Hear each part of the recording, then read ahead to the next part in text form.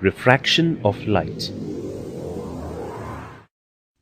You would have probably noticed that a spoon placed in a glass of water looks bent at the surface of water when viewed obliquely.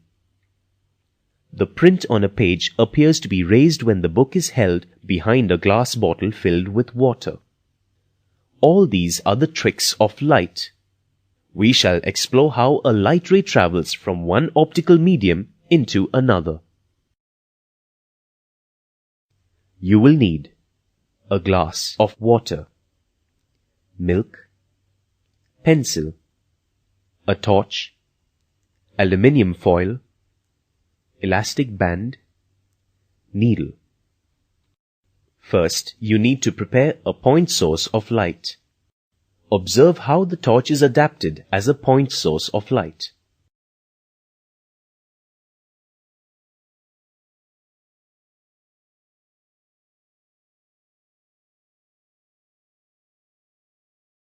Here you've the point source of light.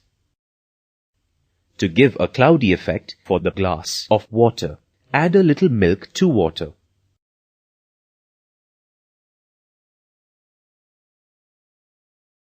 Darken the room. Shine the ray of light from the torch to the bottom of the glass. Observe the path of the ray of light. The path is crooked. This shows that a ray of light changes its direction of propagation as it travels from air to water. Similarly, a pencil which is partially dipped in water appears bent or broken to the observer.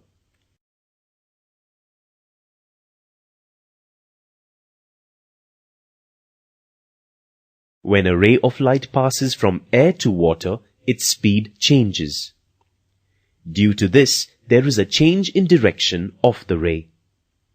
This change of direction suffered by a ray of light as it passes obliquely from one optical medium to another optical medium with different optical densities is known as refraction.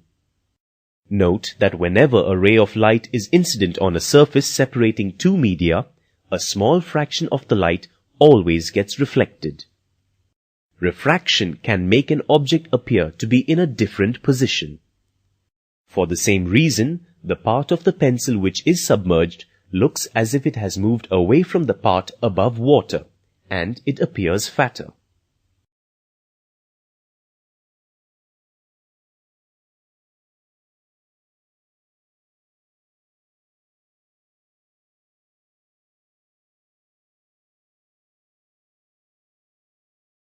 Now, let's understand the phenomenon of refraction by studying the ray diagrams. Whenever a ray of light is traveling from a rarer medium to a denser medium, the refracted ray bends towards the normal. Here, IO is the incident ray, OR is the refracted ray, I is the angle of incidence, and R is the angle of refraction. In this case, angle I greater than angle R. If the ray of light is traveling from a denser medium to a rarer medium, the refracted ray bends away from the normal. Here, IO is the incident ray, OR is the refracted ray, I is the angle of incidence, and R is the angle of refraction. In this case, angle I less than angle R. For definitions, click on the labels.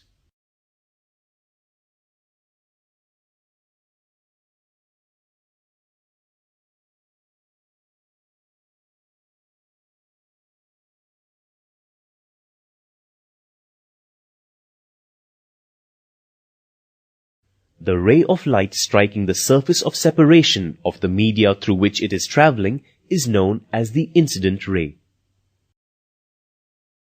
The perpendicular drawn to the surface of separation at the point of incidence is the angle which the incident ray makes with the normal at the point of incidence, the angle which the refracted ray makes with the normal at the point of the ray of light that has changed its direction at the surface of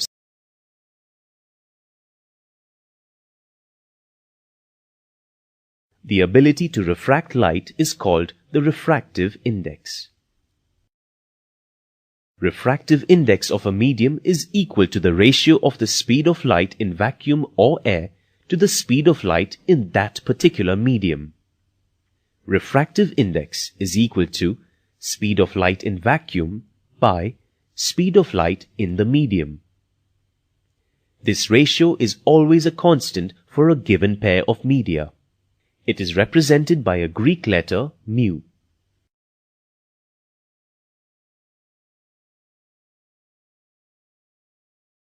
Here are some of the effects of refraction.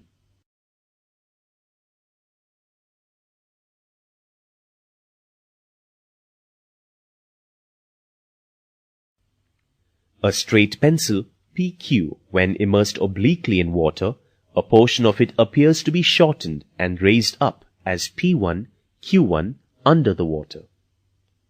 Let us understand this with the help of a ray diagram.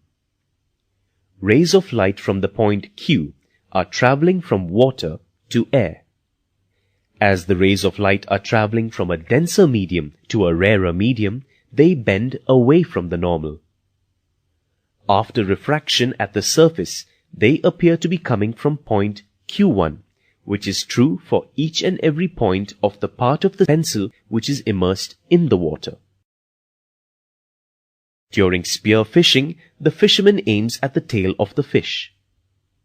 When a fish in clear water is viewed from an angle, its image appears ahead of its actual position, as it is raised up due to refraction of light from water to air. Thus, if the fisherman aims at the head of the image of the fish, the spear will hit in front of the actual fish. However, if the aim is at the tail of the image, it is likely to hit on the head of actual fish. Go through the ray diagram to understand this.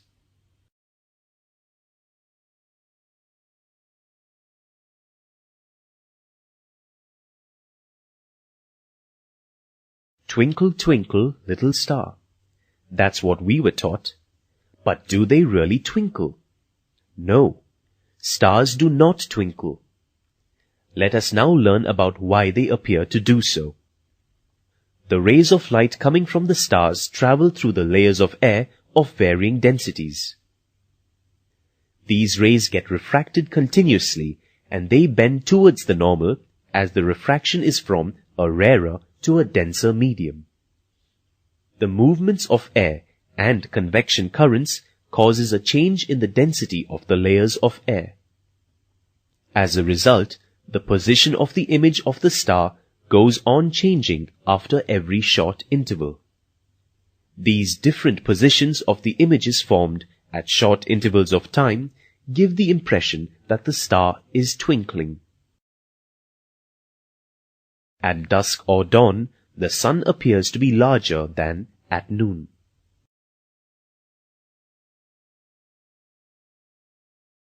This is because when the sun is near the horizon, the rays of light coming from the sun have to pass through layers of air of increasing density. Due to continuous bending of light, the sun appears to be larger.